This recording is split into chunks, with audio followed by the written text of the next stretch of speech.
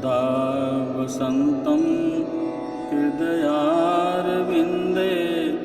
भवं भवानी सहितं नमामि। वन्दं गुरुपदकञ्ज कृपासिन्धु नररूपहरि महामोहतमपुञ्ज जासु वचन रविकर निकर। श्री गुरु चरण कमलेभ्यो नमः। श्री गुरु चरण कमलेभ्यो नमः। परम पूजनीय योगी जी महाराज, उपस्थित परम पवित्र आत्मा डॉक्टर शरदेंद्र प्रकाश सज्जन, नारायण आश्रम झूसी प्रयागराज से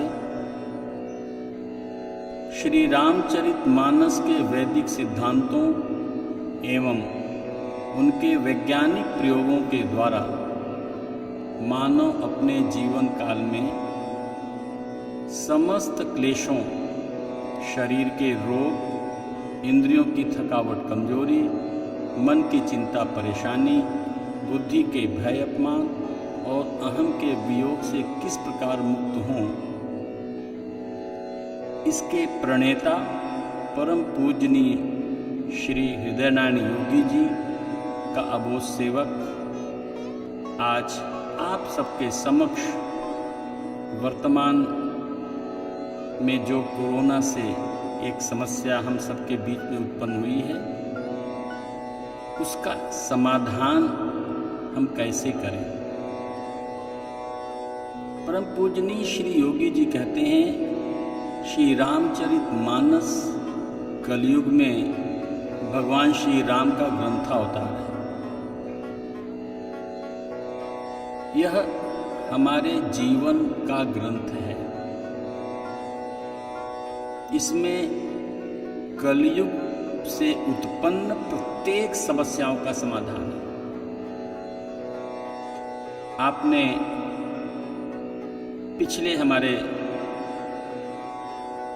विचार में देखा, ये कोरोना प्रकृति का प्रकोप नहीं है, बल्कि मानवता के लिए संदेश है। प्रकृति में नियम काम कर रहे हैं। बिना किसी कारण के कोई भी कार्य नहीं होता। कारण और कार्य का सिद्धांत है। श्री रामचरितमानस में जगत गुरु शिव जी ने कहा है, काहु न को सुख दुख कर दाता, निज कृत कर्म भोग सब भ्राता। हमारे जीवन में प्रकृति के नियमानुसार जो कार्य और कारण का सिद्धांत है, हमारे जीवन में दुख का कारण हम स्वयं हैं। तो निवारण हमारे दुखों का तभी हो पाएगा जब तक हम कारण का निवारण नहीं करेंगे। इसलिए कारण की खोज करनी है। आज कोरोना हमारे जीवन में आया है, इसका भी कोई कारण है। और कारण क्या है? श्री रामचरितमानस में जगत गुरु शिव जी ने अपना अनुभव कहते हुए कहा है, हे उमा, उमा कहूँ मैं अनुभव अपना, सत हरि भजन जगत सब सपना। हे उमा, मैं तुमसे अपने जीवन का अनुभव कह रहा हूँ। यह जो संसार दिखाई पड़ रहा है, यह स्वप्न जैसा है, और जो परमात्मा नहीं दिखाई पड़ रहा है वही सत्य है। आदि गुरु शंकराचार्य जी ने भी इसी सूत्र को कहा है, ब्रह्म सत्यम जगन मिथ्या। यह जो ब्रह्म है जो दिखाई नहीं पड़ता, अदृश्य सत्ता, वही सत्य है। और ये जो जगत दिखाई पड़ रहा है मिथ्या। मिथ्या का मतलब होता है कुछ नहीं है, ऐसा नहीं। जो दिखे कुछ का कुछ, जैसा दिखाई पड़ रहा है वैसा है नहीं, और जो है वो दिखाई नहीं पड़ रहा। पूज्य योगी जी इसी सूत्र को अपने शब्दों में व्यक्त करते हैं। जो दिखे कुछ का कुछ, ये जो दृश्य जगत है, जो दिखाई पड़ रहा वैसा नहीं है, और जो ना दिखे सोई सब कुछ। तो अब जरा विचार करें, हमारा आपका जीवन दो सत्ता से जुड़ा हुआ है। एक सत्ता जो आंख से दिखाई पड़ रही उसे हम प्रकृति कहते हैं, और एक सत्ता नहीं दिखाई पड़ रही उसे हम ब्रह्म कहते हैं। जगत जगतपति, संसार संसार को बनाने वाला, और प्रकृति में ये व्यक्त सत्ता है, और जो ब्रह्म है वो अव्यक्त सत्ता है। जब भी ये जो अव्यक्त सत्ता ब्रह्म है, जब वो व्यक्त हुआ है तो प्रकृति के रूप में, और ये जो संपूर्ण सृष्टि है वह 5 तत्वों से बनी है। क्षिति जल पावक गगन समीरा, यह जो संपूर्ण सृष्टि है, हमारा शरीर भी उसमें आता है, यह 5 तत्वों से बना है। पहला तत्व है आकाश, अर्थात प्रकृति का मूल तत्व आकाश है। आकाश के बाद वायु है, इसीलिए देखें आकाश और पृथ्वी के बीच में जो वैक्यूम है, जगह खाली, वहाँ पर वायु है। तो आकाश मूल तत्व हुआ, आकाश से वायु उत्पन्न हुआ, वायु से अग्नि, अग्नि से जल, जल से पृथ्वी। ये 5 तत्व हैं क्रमशः। पहला है आकाश तत्व, दूसरा है वायु तत्व, तीसरा है अग्नि तत्व, चौथा है जल तत्व, पांचवा है पृथ्वी तत्व। और जा देखें आकाश क्या है। हमारे इन 5 तत्वों से हमारी ज्ञानेंद्रियों की सृष्टि हो रही है हमारे शरीर में। आकाश से शब्द जो आप श्रवण करते हैं वो आकाश तत्व के कारण। अगर आकाश तत्व नहीं होगा तो हम श्रवण नहीं कर सकते। जो वायु तत्व है वो स्पर्श के लिए है, जो हमारा त्वचा, जो हमारा कान है, जो श्रवणेंद्रिय है, जो सुनता है, वो आकाश तत्व के कारण। जो हमारा त्वचा है, जो स्पर्श का अनुभव करती है, वो वायु तत्व के कारण। जो अग्नि है वो दृश्य है, हमारी जो आँख है वो अग्नि तत्व के कारण वो दृश्य इंद्रिय काम कर रही है। और जो हमारा जल है, जल तत्व है, रस, ये स्वादेंद्रियां हैं जो जल तत्व से उत्पन्न हो रही हैं। और जो पृथ्वी तत्व है उससे गंध माने सुगंध, जो नाक है, जो घ्राणेंद्रिय है उससे। तो आप देखिए आकाश से श्रवणेंद्रिय, वायु से स्पर्शेंद्रिय, अग्नि से दृश्येंद्रिय, जल से स्वादेंद्रिय और पृथ्वी तत्व से घ्राणेंद्रिय। 5 ज्ञानेंद्रियों की रचना इन 5 तत्वों से हो रहा है। और यह मूल तत्व जो पूरा शरीर है इन्हीं से बना है। तो अर्थात स्थूल जो पृथ्वी, जल, अग्नि, वायु, आकाश है उससे तो शरीर की रचना हुई है। उनका जो इन्हीं तत्वों का जो सूक्ष्म अंश है उससे हमारी ज्ञानेंद्रियों की रचना हुई है। और इन 5 तत्वों से ही वनस्पति जगत की रचना हुई। इन्हीं वनस्पति 5 तत्वों से फिर जंतु जगत की रचना हुई, और इन्हीं 5 तत्वों से फिर मानव शरीर आया, मानव जगत की रचना हुई।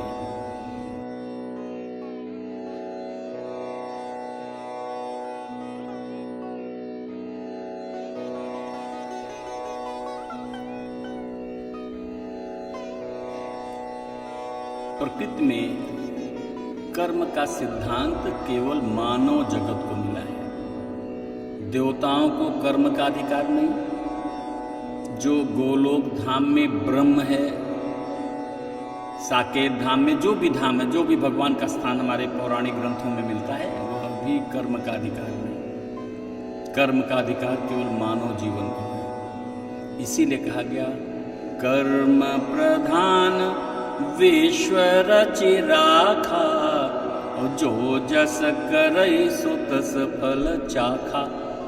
अभी मैंने आपसे प्रकृति के कार्य और कारण के सिद्धांत की बात की थी, तो देखिए दोनों को मिलाइए। काहू न को सुख दुख कर दाता, और निज कृत कर्म भोग सब भ्राता। निज कर्म, जो मेरे द्वारा किया हुआ कर्म है, उसी का फल हमारे जीवन में आ रहा है। ये कर्म का फल क्यों आ रहा है? क्योंकि कर्म का अधिकार ही हमें मिला है। चूंकि कर्म का अधिकार है, तो जो जैसा कर्म करेगा उसको वैसा फल मिलेगा। तो कर्म प्रधान विश्व रचि राखा, और जो जस करई सो तस फल चाखा। जैसा हम कर्म करते हैं वैसा फल हमारे जीवन में प्राप्त होता है। जैसे अगर हम गेहूं का बीज डालेंगे तो खेत में तो गेहूं की तो फसल होगी ना। तो जैसा हम कर्म का बीज अपने जीवन में बो रहे हैं, उससे का फल हमारे जीवन में आता है। तो प्रकृति का नियम, ये जो प्रकृति वो नियमों पे आधारित है। और आप देखेंगे जरा गहराई से, जड़ तत्व, जड़ जगत भी दे रहा है, आकाश भी दे रहा है। आकाश नहीं होता, मूल तत्व है। पूरी सृष्टि का मूल तत्व आकाश है। इसीलिए जितने भी ऋषि मुनि तपस्या करते करते पृथ्वी तत्व को छोड़ते हैं, फिर जल तत्व छोड़ते हैं, फिर अग्नि तत्व छोड़ते हैं, फिर वायु तत्व छोड़ते हैं, और फिर आकाश तत्व पे आते हैं। आकाश तत्व माने वायु को भी रोक दिया, कुंभक करके, रेचक करके, और फिर उनको आकाशवाणी सुनाई पड़ती, क्योंकि आकाश तत्व के बाद ही तो ब्रह्म तत्व है। इसीलिए ब्रह्म तत्व का जो वाणी आती, आकाशवाणी बोलते हैं कि उनको आकाशवाणी हुई ऐसा। तो आकाशवाणी आप भी सुन सकते हैं, लेकिन वो साधना की ऊंचाई पर जाना पड़ेगा। आकाश तत्व पे जैसे टच होंगे तो आपको आकाशवाणी भी सुनाई पड़ती है। और आकाश क्या है? शून्य। इसीलिए कहते हैं राम नाम को अंक है, और सब साधन शून्य। शून्य कहे सब शून्य है, अंक कहे 10 गुण। ये जो पूरा ब्रह्मांड है शून्य है। तो शून्य से पूरी सृष्टि की रचना हुई है, तो शून्य ही तो है। संसार क्या है? शून्य कहा गया है क्योंकि यह नाशवान है। हम पैदा हुए तो कितने छोटे से बच्चे थे, धीरे धीरे उम्र बढ़ती गई, तो ये क्या हो रहा है? परिवर्तन हो रहा है। जो हमारा बचपना था वो चला गया, फिर हम किशोरावस्था में, वो भी चला गया, फिर प्रौढ़ावस्था में, वो भी चला गया, फिर हम आ गए वृद्धावस्था में। अभी तो मृत्यु के अंतिम क्षण तक साथ रहेगा। तो ये बदलने वाला जगत है, संसार बदलने वाला है। तो इसे शून्य कहते हैं। अगर आप संसार के ही पीछे पड़े हैं, संसार क्या है? व्यक्ति, वस्तु, स्थान, ये संसार है। आप व्यक्ति माने कुछ परिवार इकट्ठा कर लीजिए, वस्तु माने ढेर सा मकान बना के ढेर सारी वस्तुएं, सुख साधन इकट्ठा कर लीजिए, ढेर सारे स्थान माने ढेर सारे फ्लैट बना लीजिए। क्या साथ जाएगा? नहीं। तो आप अपने जीवन काल की यात्रा में क्या किया? कुछ व्यक्तियों का समूह इकट्ठा किया, कुछ वस्तुओं को इकट्ठा किया, कुछ स्थान को अपने से जोड़ा, लेकिन ये सब तो यहीं छूट गया और आप सब छोड़ करके चले गए। और कोरोना ने तो इसकी असलियत सबको सिखा दी है कि भैया कुछ भी साथ जाने वाला नहीं है। यहाँ तक कि जिस हमारे निकट संबंधी को कोरोना का संक्रमण हो रहा है, डॉक्टर फिर आईसीयू में ले लेते हैं, कोरोना वार्ड में डाल देते हैं, कोई मिल नहीं सकता। और अगर भगवान की कृपा हो गई, उसके ऊपर पैकिंग हो गई, माने उसको अंतिम क्षण आ गया, मृत्यु हो गई, तो आप अपने संबंधी का चेहरा भी नहीं देख सकते, छू भी नहीं सकते, अंतिम क्रिया में भी भाग नहीं ले सकते। वो सब प्रशासन व्यवस्था कर रहा है। तो क्या हमारा अस्तित्व है? क्या हमारा है? तो कहते हैं जो व्यक्ति अपने जीवन में कैसा कर्म कर रहा है, जगत के ही संपत्ति को इकट्ठा करने में लगा है, मानो वो शून्य ही इकट्ठा कर रहा है। और जो अंक था राम नाम, ये जो सृष्टि है वो तो आया था, ब्रह्म की उत्पत्ति है, प्रकृति ब्रह्म का अंश है। ये सारी सृष्टि भगवान ने बनाई है, प्रकृति के द्वारा निर्मित है। हम उस संसार को अपना जोड़ते जोड़ते इकट्ठा करते रह गए और अंत में राम नाम छूट गया तो हम खाली हो गए। तो राम नाम को अंक है, सब साधन है शून्य, शून्य कहे सब शून्य है, अंक कहे 10 गुण। हमारे जीवन में कर्म का सिद्धांत लागू है, प्रकृति के नियम हमारे ऊपर लागू है। आप जरा गहराई से चिंतन करें, पृथ्वी देखें, पृथ्वी पर जाएंगे, पृथ्वी दे रही है। आप बीज डालिए, वो जितने भी हमको फसल मिल रही है, अनाज मिल रहा है, हमको जो फल मिल रहा है, जो सब्जियां मिल रही हैं, जो औषधियां मिल रही हैं, सब पृथ्वी से तो मिल रहा है। जल को देखिए, पहाड़ों से, जो पहाड़ पत्थरों से बना हुआ है, कठोर निर्दयी, उसके भी सीने से शीतल धारा झरने के रूप में, नदी के रूप में हमको मिल रहा है। तो पृथ्वी भी दे रही है, पर्वत भी दे रहे हैं पृथ्वी भी दे रही है, जल भी दे रहा है, पहाड़ भी दे रहे हैं, वनस्पतियां भी ऑक्सीजन के रूप में प्राण वायु दे रहे हैं, जितने पशु पक्षी हैं वह भी दे रहे हैं। हमारे जो प्रकृति में प्रदूषण होता है उनको, वो सफाई वाले सब हैं, वो प्रकृति द्वारा प्रदत्त हैं। जो भी प्रकृति में चाहे जल प्रदूषण हो, चाहे वायु प्रदूषण हो, चाहे भूमि प्रदूषण हो, वो स्वतः ही सफाई कर देते हैं। ये प्रकृति की रचना है। केवल मनुष्य एक ऐसा है जो देना नहीं चाहता, केवल लेना चाहता है। और आप देखिए, प्रकृति में सबसे जो मूल तत्व है, ये आदान प्रदान का चक्र है। आप देखेंगे गर्मी में सूरज की तपिश से, ताप से, गर्मी से, उष्णता से, नदी, पहाड़, तालाब, झरने, समुद्र से जल भाप बनकर ऊपर जाता है। यही भाप ऊपर जाके ठंडा होता है हिमालय से टकरा के, और फिर उसी का जल वापस बरसात के रूप में आता है। तो आदान प्रदान का चक्र है। पहले जल लिया और फिर बादल बना, और फिर चक्र के अनुसार फिर जल नीचे आ गया, और जो बरसात का जल है फिर नदी, तालाब, झरने से, नालों से होता हुआ फिर समुद्र में पहुंच गया। आप देखिए, ये आदान प्रदान का चक्र है कि नहीं। अगर गर्मी नहीं होगी तो बरसात भी नहीं होगी, बरसात नहीं होगी तो फिर फसल भी नहीं होगी। जैसे अकाल पड़ता है तो फसल कहाँ होती है, तो हम लोग भूखों मरने लगते हैं। तो ये प्रकृति में आदान प्रदान का चक्र है। इसी प्रकार से वनस्पतियां क्या कर रही हैं, सूरज की रोशनी में जो पत्तियों में हरा रंग का पदार्थ है उसे हम क्लोरोफिल बोलते हैं, प्लस सनलाइट। और तीसरा है कि वो हम जो उनको ऑक्सीजन दे, कार्बन डाइऑक्साइड दे रहे हैं। जो मनुष्य हैं, जितने भी प्राणी हैं, वो कार्बन डाइऑक्साइड बाहर निकालते हैं, उनका वो वेस्ट है। तो जब कार्बन डाइऑक्साइड देते हैं तो जो पत्तियां हैं वनस्पतियों की, वो क्लोरोफिल, सनलाइट और कार्बन डाइऑक्साइड से अपना भोजन तैयार करती हैं। और भोजन तैयार करके वो क्या रिलीज करती हैं, ऑक्सीजन। उनके लिए वेस्ट क्या हुआ, ऑक्सीजन। हमारे लिए वेस्ट क्या हुआ, कार्बन डाइऑक्साइड। अगर हम कार्बन डाइऑक्साइड रोकेंगे तो मेरी मौत हो जाएगी, अगर पौधे ऑक्सीजन रोक लेंगे तो उनकी मौत हो जाएगी। तो नेचुरल एक गिव एंड टेक का काम कर रहा है सूक्ष्म रूप से, जो हमको आपको नहीं दिखाई पड़ रहा है। तो पौधे हमको ऑक्सीजन दे रहे हैं, वो उनका वेस्ट है, और हमारा वेस्ट है कार्बन डाइऑक्साइड जो हम उनको दे रहे हैं। तो एक सूत्र बन गया, रिलीज योर वेस्ट।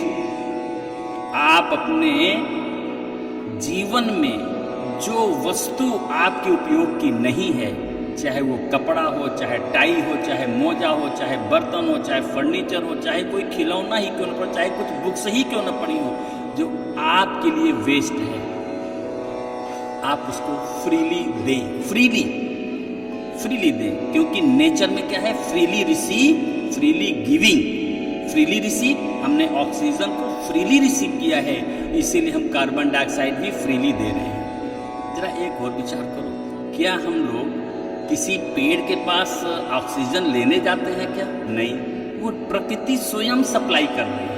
आप चाहे कमरे में रहें, चाहे आप अंडरग्राउंड जाएं, चाहे आप अंतरिक्ष में जाएं, आपको ऑक्सीजन मिलती रहेगी। हाँ, जैसे जैसे हम पहाड़ की ऊंचाई पे चलते हैं और अंतरिक्ष में, चूंकि वहाँ पर वायुमंडल में शून्य है, ऑक्सीजन नहीं है, वहाँ हमको ऑक्सीजन सिलेंडर ले जाना पड़ता है। इसी प्रकार से जब हम आईसीयू में जाते हैं, आईसीयू में जाते हैं ना, जाते तो वही हम लोग, जब आईसीयू में जाते हैं तो डॉक्टर कहता है साहब इनको तो ऑक्सीजन देना पड़ेगा, क्योंकि ऑक्सीजन लेवल कम है। इसमें कोरोना में सबसे बड़ी प्रॉब्लम है, श्वास लेने में प्रॉब्लम हो रही है, ऑक्सीजन लेवल गिर रहा है। तो जब ऑक्सीजन देते हैं आईसीयू में तो कहते हैं भैया कम से कम 15,000 20,000 रुपए लगेंगे 24 घंटे के।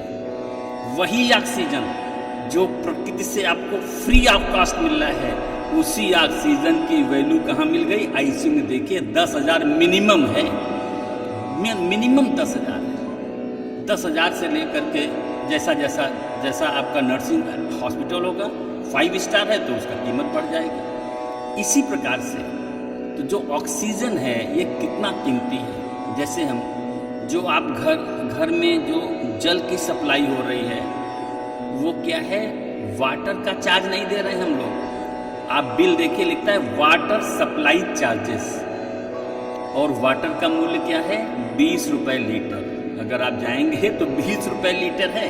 तो जो घर में आपके जल आ रहा है ये प्रकृति का दिया हुआ है, और हम लोग क्या कर रहे हैं, जल को वेस्ट कर रहे हैं। इसीलिए जल शक्ति मिशन, जल शक्ति आयोग बनाया हमारे माननीय प्रधानमंत्री जी ने, और सब लोगों से कहा कि वर्षा का जल रोको, गड्ढा बनाओ, हार्वेस्टिंग करो, वाटर हार्वेस्टिंग करो, गड्ढा बनाओ, जिससे जो बरसात का जल है वो पक्के मकान से बह करके, नालियों से बह के नदी में जा कर के समुद्र में मिल जा रहा है। हमारे ज़मीन का जो दोहन हम कर रहे हैं वाटर पंप के द्वारा, ट्यूबवेल के द्वारा, समरसेबुल के द्वारा, वो जल का स्तर दिन पर दिन गिरता जा रहा है। और कहीं कहीं तो गर्मी होते ही जल सूख जाता है, पानी ही नहीं मिलता, वाटर लेवल बहुत नीचे चला जाता है। तो हम प्रकृति के जल को रोकें, जिससे हमारा वाटर लेवल मेंटेन रहे, तभी हमको जल मिलता रहेगा। और एक बात समझ लीजिए, अभी तो विगत में जो पिछले 10-15 साल में अगर देखें तो वो पेट्रोलियम पदार्थ के लिए युद्ध हो रहा है, चाहे इराक पे हुआ हो, चाहे ईरान पे हो रहा हो, चाहे जहाँ भी हो रहा हो। कारण है पेट्रोलियम, और अगला युद्ध होने वाला है जल पर। जल की कमी होगी, क्योंकि जो ये हमारा आपका दिन है, हम जो जल वेस्ट कर रहे हैं। पहले कच्चे मकान थे तो पानी बरसता था, आंगन पूरा कच्चा था, जमीन में जाता था पानी, लेकिन आज सबका मकान पक्का है। तो भैया जल भी हमारे लिए कितना कीमती है, ये प्रकृति का वरदान है। ऑक्सीजन प्रकृति का वरदान है, ये जल हमको मुफ्त में मिल रहा है। जो हमारे पास जल आ रहा है, वाटर सप्लाई चार्ज दे रहे हैं, वाटर का मूल्य नहीं दे रहे हैं। तो मैं आप सबसे निवेदन करूंगा, हाथ जोड़ के निवेदन करूंगा, कृपया जल बचाएं। जल ही जीवन है, अगर जल नहीं होगा तो हमारा जीवन भी संभव नहीं होगा। इसलिए आप भी अपने बच्चों को भी वो संस्कार दें, जितनी आवश्यकता हो उतना ही जल का उपयोग करें। यद्यप कोरोना काल में घर में अगर 5 लोग हैं तो सब आदमी दिन में 4 बार 5 बार हाथ धो रहा है। तो जिस समय आप साबुन लगा रहे हैं उस समय नल बंद कर दें, जब आपको साबुन धोना है तब नल खोल लें। तो यह भी रखें कि हम हाथ धोएंगे, अपने को बचाएंगे, लेकिन जल भी बचाएंगे साथ साथ। तो जल भी हमारे लिए बहुत आवश्यक है। तो मैं निवेदन कर रहा था, प्रकृति में आदान प्रदान का नियम है। वनस्पति हमें ऑक्सीजन दे रहे हैं, हम कार्बन डाइऑक्साइड दे रहे हैं। वनस्पतियों का वेस्ट है ऑक्सीजन, हमारा वेस्ट है कार्बन डाइऑक्साइड। तो release your waste, receive your essentials. आप अपना जो वेस्ट है उसको रिलीज कर दें तो आपको जो इसेंशियल होगा वो अपने आप मिल जाएगा, उसके लिए आपको प्रयास नहीं करना पड़ेगा। तो प्रकृति में पहला नियम हो गया आदान प्रदान। दूसरी बात आप देखिए, कि जो भी अनाज आप खेत में डालते हैं तो पहले आपको अनाज मिला है वही आप डालते हैं। अगर आपके पास अनाज बीज रूप में नहीं होगा तो कहाँ डालेंगे? तो जो हमने पृथ्वी में डाला, खेत में डाला, हमें पहले मिला था उसमें से डाला, और डाला तो वो पृथ्वी ने क्या कर दिया, उसने भी बढ़ा के दे दिया। एक बीज ने 10 बना दिया। तो देखिए हमने एक मुट्ठी दिया और पृथ्वी ने उसको हमें 10 टाइम्स बढ़ा दिया। तो देखिए ये भी आदान प्रदान का नियम है कि नहीं? आप किसी दुकान पर जाते हैं, आप जरा विचार करें, आप किसी दुकान पर जाएं, सब्जी की दुकान पर जाएं और आप सब्जी ले लीजिए और बिना पैसा दिए चल दीजिए, तो क्या सब्जी वाला आपको जाने देगा? नहीं जाने देगा। कहेगा भैया पैसा तो दो, हमने आपको दिया, आप इसका मूल्य दो। तो वहाँ भी आदान प्रदान है। अरे आप शरीर के रोग से ग्रस्त हो गई, इमरजेंसी आ गई, तो किसी डॉक्टर के पास जाओगे तो पहले तो पर्चा लेना पड़ेगा। 100 रुपया 500 रुपया दे के डॉक्टर का पर्चा लोगे तो वहाँ भी तुमको पहले देना पड़ेगा, तभी डॉक्टर की सुविधा मिलेगी। अरे भाई अब तो खैर लाइटर है, पहले तो माचिस भी जो 25 पैसे की माचिस है, 5 पैसे की माचिस है, 10 पैसे की, अब तो 25 पैसे मान लीजिए, तो माचिस भी बिना पैसे से नहीं मिलेगी। तो हमने प्रकृति के आदान प्रदान का नियम तोड़ा। इसी प्रकार से हमारे जीवन में दुख कब आएगा और दुख क्यों आएगा? जब हम प्रकृति के नियमों का उल्लंघन करेंगे तभी दुख आएगा। प्रकृति का पहला नियम तो हमने आपको आदान प्रदान बताया। दूसरा नियम है क्रिया प्रतिक्रिया। अगर आप अपने जीवन में सुख चाहते हैं तो प्रकृति के पहले नियम के अनुसार आपको सुख देना होगा, तब आपको सुख मिलेगा। जो भी सुख आपको मिला है उसमें से देना पड़ेगा। तो सुख दिया तो सुख मिल जाएगा। हर मनुष्य अपने जीवन में सुख चाहता है। मानव की मौलिक मांग ही सुख है। तो यह समझ लीजिए, आज हमारे जीवन में जो कोरोना का संदेश आया है प्रकृति का, सब लोग कह रहे हैं साहब हमारा बिजनेस चौपट हो गया, मोदी जी ने सब चौपट कर दिया। मोदी जी ने नहीं किया है। मोदी जी को आप कुछ भी कर लो, कोई दिक्कत नहीं। अच्छा चलो मोदी ने चौपट कर दिया तो दूसरा कौन बना लेगा? नाम बताओ। मोदी जी ने चौपट कर दिया, मोदी जी ने कोरोना बना दिया, कोरोना बुला करके लॉकडाउन कर दिया, लॉकडाउन करके सबका बिजनेस ठप कर दिया और सबको मतलब कि जो लोग मर रहे हैं सब मैंने मान लिया सब मोदी दोषी है। तो कौन है कि प्रकृति से? ये मोदी के हाथ में कोरोना है, मोदी जी के हाथ में प्रकृति कंट्रोल है क्या? प्रकृति के एक अंग जैसे हम आप हैं वैसे मोदी जी भी हैं। हाँ, उनको प्रकृति ने उस शीर्ष स्थान पर बैठाया है जहां हम आप सोच ही नहीं सकते हैं। We can criticise to anybody but we can't do solution of any problem. और ये मानव का स्वभाव है। मैं बहुत कड़वी बात कहूँगा, जो चेतना, जो कॉन्शसनेस माइंड का लेवल अपने घर की छोटी मोटी समस्याओं को सुलझा नहीं पा रहा है, वो क्रिटिसाइज कर रहा है देश के प्रधानमंत्री को। सोचिए। तो भैया हम किसी को दोष दे दें, लेकिन प्रकृति का सूत्र है काहू न को सुख दुख कर दाता, निज कृत कर्म भोग सब भ्राता।